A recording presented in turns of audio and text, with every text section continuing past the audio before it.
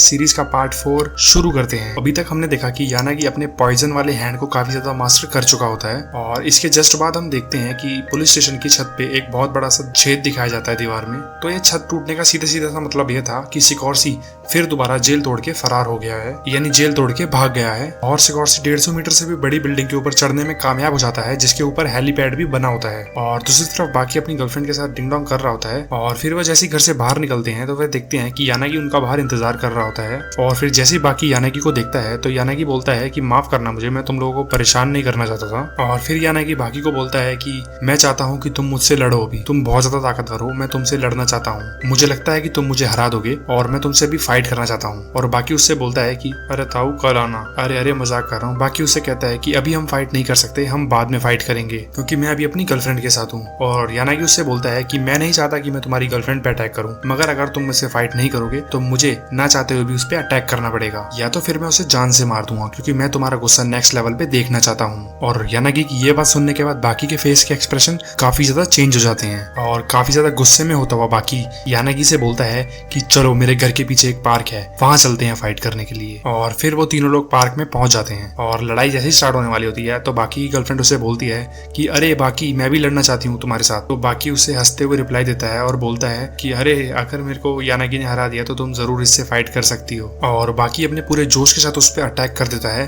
वो काफी ज्यादा अग्रेसिव होता है और वह इतने गुस्से में उस पर अटैक करता है कि वह एक ही किक में उसकी टांगों को तोड़ देता है और यानागी को काफी ज्यादा जख्मी कर देता है। और यानागी उसका यह रूप देख के काफी ज्यादा हैरान हो जाता है और यानागी मन ही मन सोच रहा होता है कि ये 17 साल का लड़का है और ये इतना ताकतवर कैसे है। और फिर सीन शिफ्ट होता है यानागी के टीचर के ऊपर, जो कि मित्सुनारी तोकुगावा को बता रहा होता है कि यानागी के पास सिर्फ पॉइजन वाले हैंड की टेक्निक नहीं है, दरअसल उसके पास एक और टेक्निक है जिसमें अपने हाथ को ढीला छोड़ के अपने अपोनेंट की बॉडी पे मारा जाता है, जिससे अपोनेंट की चमड़ी तक उधड़ जाती है। और फिर यानागी को दिखाया जाता है और यानागी जैसे तैसे अपने पैरों पे दोबारा खड़ा होता है और बाकी को बोलता है ओए बाकी क्या तेरे को दर्द पसंद है। और बाकी हंसते हुए बोलता है हाँ मेरे को दर्द पसंद है, हाँ आप बोल क्या करेगा। और फिर यानागी एक कपड़े की तरह लहराना शुरू हो जाता है हवा में और यानागी अपने आप को एकदम हल्का महसूस करने लग जाता है और ये यानागी की सबसे खतरनाक टेक्निक होती है। और फिर यानागी अपना हाथ लहराते हुए बाकी के शोल्डर पे जोरदार थप्पड़ मारता है, जिस अटैक से बाकी के कपड़े ही नहीं फटते,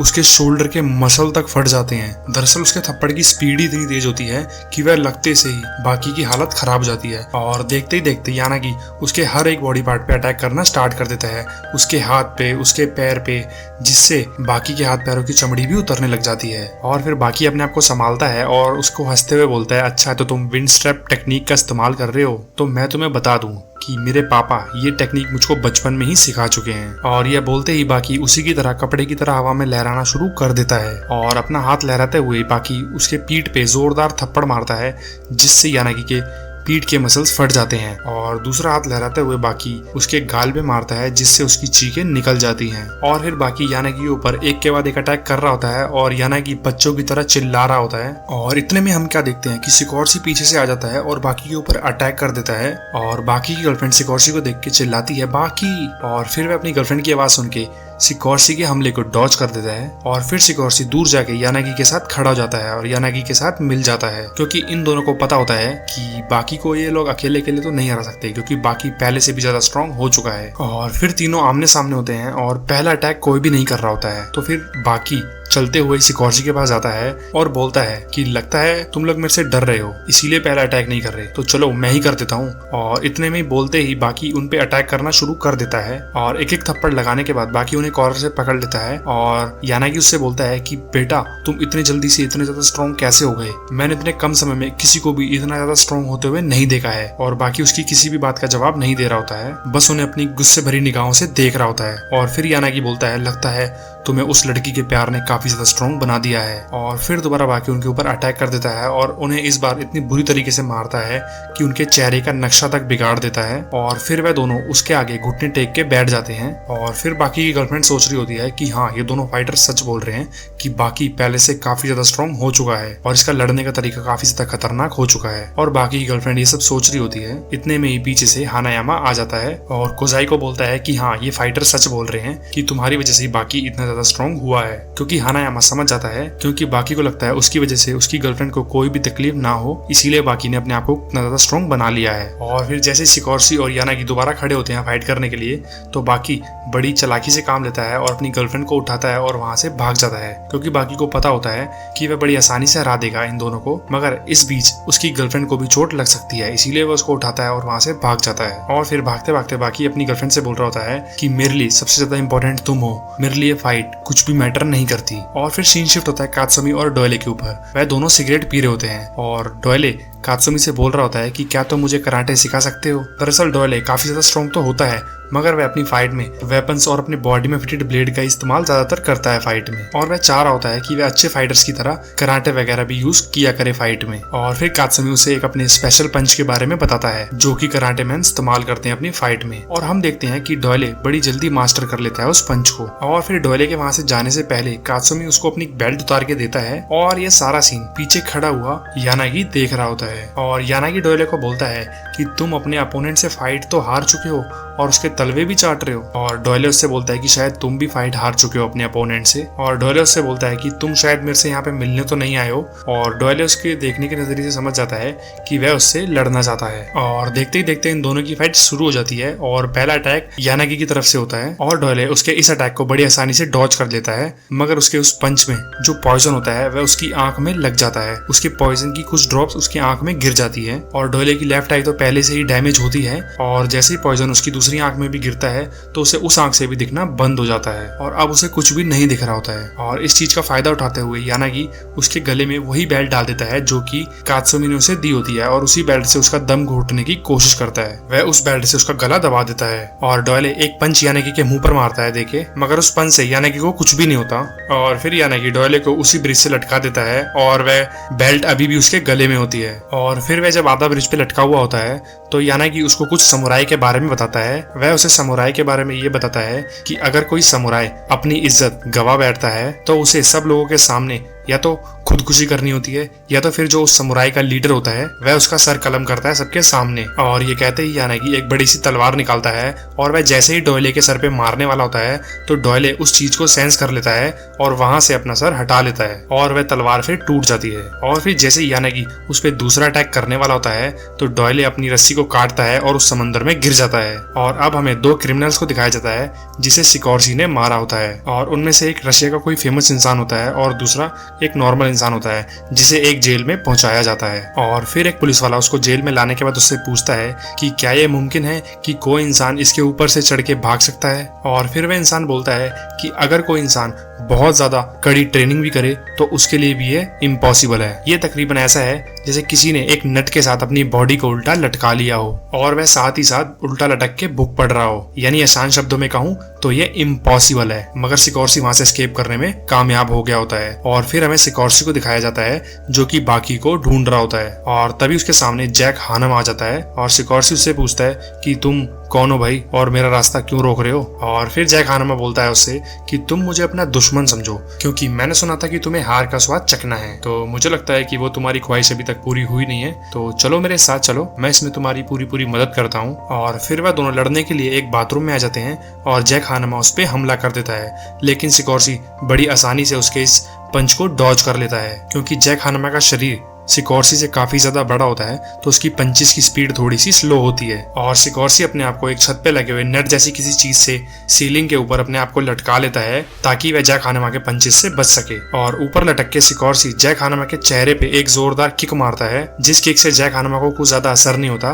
क्योंकि जैक हानमा का जबड़ा दुनिया का सबसे स्ट्रॉन्गेस्ट जबड़ा होता है। और ये किक खाने के बाद जैक हानमा को गुस्सा आ जाता है और वह उसके एक पेट में जोरदार पंच मारता है, और वह पंच जैसे ही सिकोर्सी के पेट में पड़ता है तो सिकोर्सी नीचे गिर जाता है वह नट लेके, और उसको वॉमिटिंग होने लग जाती है। और फिर सिकोर्सी वहां से निकल जाता है, और फिर देखते देखते वो दोनों के दोनों एक फोन बूथ के अंदर जाते हैं फाइट दोबारा से शुरू करने के लिए। और देखते ही देखते सिकोर्सी जैक हानमा के एक फेस पे जोरदार पंच मारता है और उन दोनों के बीच बड़ी खतरनाक फाइट शुरू हो जाती है। और ये सारी की सारी फाइट वो तीसरा बंदा देख रहा होता है और वह डर के मारे थर थर कांप रहा होता है और नीचे बैठ जाता है और सर पे हाथ रख लेता है, और वह उन लोगों से बोलता है कि भाई मेरी क्या गलती थी, बाहर जाकर नहीं लड़ सकते थे क्या तुम लोग। और फिर जैक हानमा सिकोर्सी के फेस पे एक जोरदार पंच मारता है। वह पंच इतना खतरनाक होता है कि टेलीफोन बूथ ही हवा में उड़ जाता है उनके साथ ही। और फिर जैक हानमा उस पे पंचेस मार मार के उसको बेहोश कर देता है। और फिर जैसे ही जैक हानमा टेलीफोन बूथ से बाहर निकलता है तो कांजी इगारी बाहर खड़ा हुआ देख रहा होता है। यह वही बंदा है सिकोर्सी ने इसको पिछली फाइट में इसको बहुत बुरी तरह पेला होता है। और फिर कांजी इगारी इस मौके का फायदा उठाता है। वह देखता है कि सिकोर्सी बेहोश पड़ा है तो वह इस टेलीफोन बूथ को सील करता है और एक ट्रक में डाल के अंडरग्राउंड रेसलिंग अरीना में ले आता है। और फिर जैसे ही सिकोर्सी को होश आता है तो वह देखता है, अरे ये कहाँ पे आ गया मैं, भला ये कौन सी जगह है। फिर वह अपनी नजरें इधर उधर घुमाता है और देखता है कि चारों तरफ लोगों का शोर शराबा होता है और उसके सामने जैक हानमा खड़ा होता है। सिकोर्सी और जैक हानमा आमने सामने होते हैं। और फिर वहाँ पे चलते हुए मित्सुनारी तोकुगावा आता है। और फिर तोकुगावा सिकोर्सी से बोलता है, अरे टेंशन मत लो, तुम्हें यहाँ पे लाया तो गया है, अगर तुम चाहो तो यहाँ से अभी भी भाग सकते हो, या तो तुम लड़ सकते हो, या फिर अभी भी हार मान सकते हो। ये 3 ऑप्शन है तुम्हारे पास, तो तुम्हें डिसाइड करना है कि तुम्हें क्या करना है। और यहाँ पे जितनी भी ऑडियंस है उन सभी को तुम्हारी पास्ट हिस्ट्री के बारे में मालूम है कि तुम एक मुजरिम हो, तुम्हारा लड़ने का तरीका क्या है और तुम जेल से भागे हुए हो। और फिर सिकोर्सी लड़ने के लिए तैयार हो जाता है और वह दोनों अपनी अपनी शर्ट्स उतार देते हैं लड़ने के लिए और फाइट शुरू हो जाती है। और पहला हमला सिकोर्सी की तरफ से होता है और जैक अपने चेहरे को बचा रहा होता है और सिकोर्सी देखता है कि उसके दोनों हाथ उसके चेहरे पर हैं। और इसी मौके का फायदा उठा के सिकोर्सी उसके पेट में एक जोरदार लात मारता है, जिसकी वजह से वो हाथ उसके चेहरे पे से हट जाते हैं और अपनी कोनी उसके मुंह पे बहुत जोरदार तरीके से मारता है। और सिकोर्सी की सबसे बेस्ट टेक्निक होती है कि डुअल किक मारना। और फिर सिकोर्सी उसको दीवार की तरफ ढकेलते हुए ले जाता है और जैक हानमा जो कि सिकोर्सी से काफी ज्यादा स्ट्रांग होता है और वह सिकोर्सी को उठा के अरीना की दूसरी तरफ वाली वॉल पे फेंक देता है। और जैसे ही सिकोर्सी उस वॉल पे टकराता है तो वह वॉल टूट जाती है और सिकोर्सी उसके अंदर लगी हुई एक कील को चुपके से निकाल लेता है। और फिर सिकोर्सी एक स्टिक को उठा लेता है और स्टिक से उस पे हमला करता है। और जैक हानमा को उससे कुछ भी नहीं हो रहा था और वह उस स्टिक को अपने हाथ से ही काट देता है। और फिर सिकोर्सी बड़ी चालाकी से अपने हाथ में छुपाई हुई उस कील को जैक हानमा के फेस की तरफ फेंक के मारता है। और जैक हानमा ये देख लेता है और उस कील को अपने दांतों से पकड़ लेता है और उस कील को चबाकर जमीन पर थूक देता है। और सिकोर्सी ये देख के हैरान हो जाता है। वह बोलता है, ये तो कोई इंसान नहीं लगता मुझे, मॉन्स्टर ही है कोई। इतने स्ट्रॉन्ग जबड़ तो मैंने किसी के भी नहीं देखे जो कि किसी मेटल को भी चबा डाले। और सिकोर्सी ये समझ जाता है कि वह जैक हानमा को हरा नहीं सकता और जैक हानमा को भी मजा नहीं आ रहा होता, तो वह वहां से चला जाता है। और फिर जैक हानमा दूसरे बंदे को भेजता है और बोलता है, जा भाई लड़ इससे यार, इसने तो पका दिया यार मेरे को। और फिर एक गया नामी फाइटर रिंग के अंदर आता है जो कि दिखने में एक कमांडो जैसा होता है और उस बंदे के हाथ में एक चाकू होता है जो कि सिकोर्सी के ऊपर फेंक के मारता है और उस चाकू को सिकोर्सी बड़ी आसानी से डॉज कर लेता है। और फिर देखते देखते वो बंदा गन निकाल लेता है और सिकोर्सी की तरफ फायर करने लग जाता है। और उस बंदे का मकसद सिकोर्सी को सिर्फ डराना होता है, ना कि सिकोर्सी को मारना। और फिर वो बंदा अपनी गन को जमीन पर फेंक देता है और सिकोर्सी के ऊपर मिट्टी उछाल देता है। और फिर सिकोर्सी को बोलता है कि क्या तुम जानते हो इस रिंग में कई लोगों ने अभी तक फाइट करी है और इस रिंग में उनके दांत, हड्डियां कई सारे छोटे छोटे टुकड़ों में पड़े हुए हैं। और यह बोलते ही वो बंदा एक मिट्टी का मिक्सचर सा बनाता है और सिकोर्सी के ऊपर दे के मारता है, क्योंकि उस मिट्टी के अंदर दांत, हड्डियां, नाखून ये सब पड़े होते हैं। तो वह मिट्टी सिकोर्सी की बॉडी पे एक बुलेट की तरह हिट कर रही होती है और वह मिक्सचर जो बना के उस पर मार रहा होता है वह इतना ज्यादा खतरनाक तरीके से उस पर लग रहा होता है कि सिकोर्सी की बॉडी बुरी तरीके से छन्नी हो जाती है।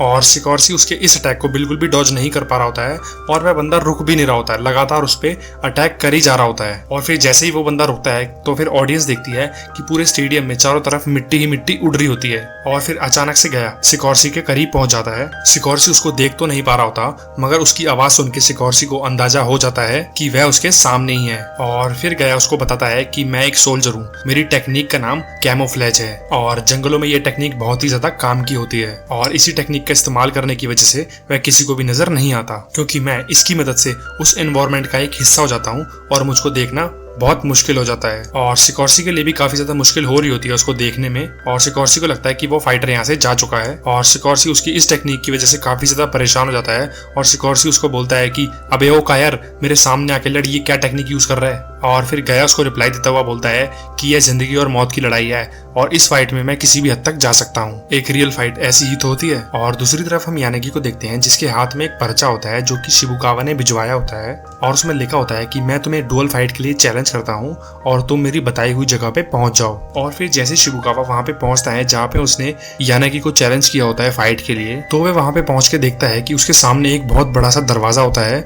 दरअसल ये दरवाजा एक डोर ऑफ फियर होता है दरअसल पहले की सीरीज में जब तोकुगावा की फाइट जैक हानमा से होती है और जैक हानमा तोकुगावा को काफी बुरी तरह हरा चुका होता है, और उस टाइम जब तोकुगावा जमीन पर पड़ा होता है तब उसे ये डोर दिखाई देता है और उसे अपने मास्टर की बातें याद आती हैं कि उसके मास्टर ने उसे एक बार कहा भी होता है कि जब कभी भी तुम्हें ऐसा खौफ का दरवाजा दिखाई दे तो वहां पे मत रुकना, वहां से चले जाना। लेकिन शिबुकावा वापस जाने की बजाय उस दरवाजे को हिम्मत करके क्रॉस कर लेता है और अंदर चला जाता है। और दूसरी तरफ यानागी के सामने एक दूसरा अपोनेंट आ जाता है जिसका नाम यूजुमोटो होता है। भाई इनके नाम बड़े अजीब अजीब से होते हैं यार। और इस दूसरे अपोनेंट का फाइटिंग स्टाइल समुराई जुजुत्सु होता है और इसे निंजा आर्ट की सारी टेक्निक्स भी मालूम होती हैं। और फिर यानागी समझ जाता है यही उसका अपोनेंट है, तो वह उस पे जलती हुई सिगरेट फेंकने की कोशिश करता है, लेकिन ये बंदा अपनी तलवार से उस सिगरेट के 2 टुकड़े कर देता है। और फिर वह बंदा अपनी तलवार से यानागी के ऊपर अटैक करने की कोशिश करता है और उसके पीछे भाग रहा होता है। और जैसे ही वो बंदा यानागी के नजदीक आ रहा होता है तो यानागी को लगता है कि वह बंदा अपनी तलवार से यानागी को काटने की कोशिश करेगा,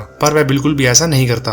दरअसल वो बंदा तलवार मारते मारते तलवार को बीच में ही छोड़ देता है और तलवार घूमती घूमती यानागी की टांग में लग जाती है। और इस मौके का फायदा उठा के यूजू एक चैन को निकालता है और उसकी टांग में फंसा के उसे जमीन पर गिरा देता है। और यानागी ये देख के हैरान हो जाता है और यानागी सोच रहा होता है कि भाई ये क्या हो रहा है, ये कौन सा फाइटिंग स्टाइल है। और ये बंदा अपनी चैन से यानागी के मुंह पे एक जोरदार वार करता है जिससे यानागी के दांत टूटकर जमीन पर बिखर जाते हैं। और फिर दोबारा सीन शिफ्ट होता है गया और सिकोर्सी के ऊपर, जहाँ पे गया सिकोर्सी को बहुत बुरी तरीके से पीट रहा होता है क्योंकि गया बार बार इनविजिबल हो रहा होता है और सिकोर्सी को जरा सा भी समझ नहीं आ रहा होता कि इस पे कैसे अटैक करूं। और फिर गया उससे बोलता है कि मैं तुम पे हर 10 सेकंड में अटैक करने वाला हूँ, तो तुम्हें अपनी उल्टी गिनती शुरू कर देनी चाहिए और मेरे अटैक के लिए रेडी रहना चाहिए।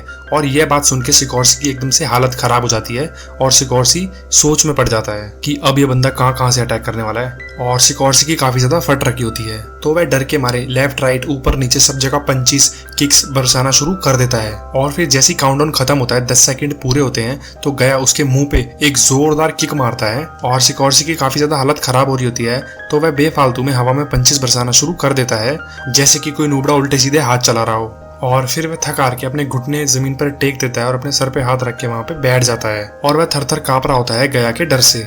और अरीना में मौजूद सारे लोग देख के हैरान हो जाते हैं कि ये क्या कर रहा है सिकोर्सी, गया के डर से हार मान रहा है। और सिकोर्सी बोलता है कि मुझे माफ कर दो, मैं हार मानता हूँ। और फिर मैच यहाँ पे ही खत्म हो जाता है और सीन शिफ्ट फिर वापस यानागी और उस बंदे पे होता है और वह बंदा यानागी से बोल रहा होता है कि तुम्हें पता है तुम्हारी क्या प्रॉब्लम है, कि तुम अपने वेपन्स पे ज्यादा भरोसा करते हो बजाय अपनी टेक्निक पे करने की। और यही है ना तुम्हारा जहरीला हाथ जिसमें तुम पॉइजन हमेशा छुपा के रखते हो। तुमने कभी भी अपने इस हाथ को अच्छे से यूज किया ही नहीं। और ईजू अपनी तलवार निकालता है और उसके राइट हैंड को एक जोरदार वार करके काट देता है। और फिर वह उसे कहता है कि अगर तुम हार मान लो तो फिर हो सकता है कि मैं तुम्हारी जान बख्श दूं। और फिर उसी वक्त यूजिरो हानमा वहां पर आ जाता है और यानागी उसे देख के जोर जोर से हंसना शुरू कर देता है और उससे बोलता है कि अपने पीछे देख कौन खड़ा है। और फिर जैसे यूजू पीछे मुड़ के देखता है तो उसकी हालत खराब हो जाती है क्योंकि उसके पीछे दुनिया का सबसे स्ट्रॉन्गेस्ट मैन यूजिरो हानमा था। और यूजिरो हानमा उसकी तलवार को पकड़ के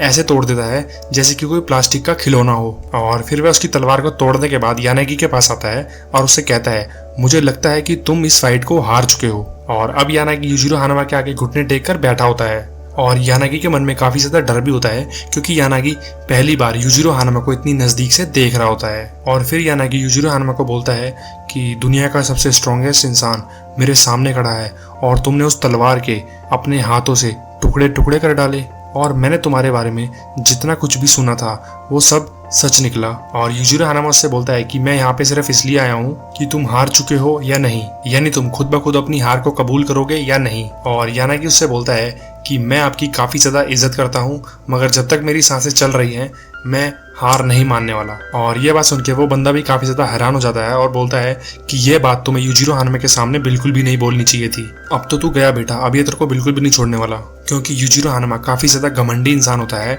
और अगर उसके आगे कोई भी जरा सी भी अकड़ दिखाता है तो वह उसकी बैंड बजा देता है। और देखते ही देखते यूजिरो हानमा की बॉडी से हीट निकलनी शुरू हो जाती है और ब्लू कलर का एक ऑरा सा निकलने लग जाता है। और ईजू सोचता है कि अब इसकी खैर नहीं है, अब तो गया ये। और इतने में ही देखते हैं हम शिबुकावा वहां पे आ जाता है और अपने सामने यूजिरो हानमा को खड़ा हुआ पाता है। और फिर वह समझ जाता है कि जो वो फियर ऑफ डोर देख रहा था वो यानागी की वजह से नहीं, यूजिरो हानमा की वजह से उसको दिखाई दे रहा था। और फिर हम देखते हैं कि यूजिरो हानामा एक जोरदार पंच यानागी के चेहरे पर मारता है। यूजिरो हानामा का पंच खाने के बाद यानागी का चेहरा डिसफिगर्ड होने लग जाता है। उसके दांत, उसके जबड़े, उसकी हड्डियां सब टूटनी शुरू हो जाती हैं। और यूजिरो हानामा का पंच इतना खतरनाक होता है कि शिबुकावा और इजू के मुंह खुले के खुले रह जाते हैं। और फिर हमें डोयले को दिखाया जाता है जो कि लगभग अंधा हो चुका है, मगर वो जैसे तैसे करके एक केव में पहुंच जाता है। और फिर वहां पे मिस्टर अनचेंड आ जाता है और उससे बोलता है कि मैं तुम्हें यहाँ पर गिरफ्तार करने आया हूँ क्योंकि तुमने पुलिस वालों की नाक में दम कर रखा है और मुझे तुम्हारी वजह से इतनी दूर टोक्यो तक आना पड़ा। और इतने में ही डोयले मिस्टर अनचेंड पर हमला कर देता है और मिस्टर अनचेंड उसके इस हमले को इतनी आसानी से रोक लेते हैं जैसे कि कोई बच्चा उस पर हमला कर रहा हो और वह उसे अपने हाथों से पकड़ लेते हैं। और मिस्टर अनचेंड उसकी आंखों को देख के बोलते हैं, अरे तुम्हारी आंखों में तो जहर चला गया है, चलो मैं तुम्हें डॉक्टर के पास लेके चलता हूँ। और ये कहते ही मिस्टर अनचेंड उसके पेट में अपना घुटना देके मारता है जिससे डोयले बेहोश हो जाता है, जिससे पांचों के पांचों कैदी अपनी हार का स्वाद चख लेते हैं जो कि उनके यहाँ पे आने का पर्पस होता है। और फिर सीन शिफ्ट होता है बाकी और उसकी गर्लफ्रेंड की तरफ और फिर हमें बाकी की तरफ दिखाया जाता है वो खाना खा रहा होता है और हमें दिखाया जाता है कि बाकी पहले से काफी ज्यादा कमजोर हो चुका है और बाकी को देख के ऐसा लगता है कि उसके मसल्स काफी ज्यादा कमजोर पड़ना शुरू हो गए हैं। और दूसरी तरफ मिस्टर अनचेंड और एक डॉक्टर को दिखाया जाता है और वह डॉक्टर डोयले की आंखों को चेक कर रहा होता है और वह मिस्टर अनचेंड को बताता है कि इसकी आंखों में तो जहर दिया गया है और ये जहर इतना खतरनाक है कि अगर ये किसी की बॉडी में चला जाए तो उसके पूरे इम्यून सिस्टम को खराब कर देता है। और अब हमें पता लगता है कि बाकी की हालत इतनी खराब क्यों हो गई है। दरअसल पहले बाकी और यानागी की फाइट जब हुई थी तब यानागी ने अपने हाथ का लगा हुआ सारा जहर बाकी की बॉडी के अंदर घुसा दिया था और फिर तब शिनोगी बाकी की बॉडी को स्कैन करता है तो वो समझ जाता है कि अब बहुत ज्यादा देर हो चुकी है और उसकी गर्लफ्रेंड से बोलता है कि बाकी अब नहीं बच पाएगा और यह खबर सभी लोगों के पास पहुंच जाती है। तो गाइज ये था बाकी एनिमे सीरीज की एक्सप्लेनेशन का पार्ट 4। तो वीडियो आपको कैसी लगी कमेंट सेक्शन में जरूर बताइएगा और हमारे चैनल को सब्सक्राइब और वीडियो को लाइक जरूर करके जाइएगा और आपसे वीडियोस रेगुलर रहेंगी तो चैनल पे बने रहिएगा।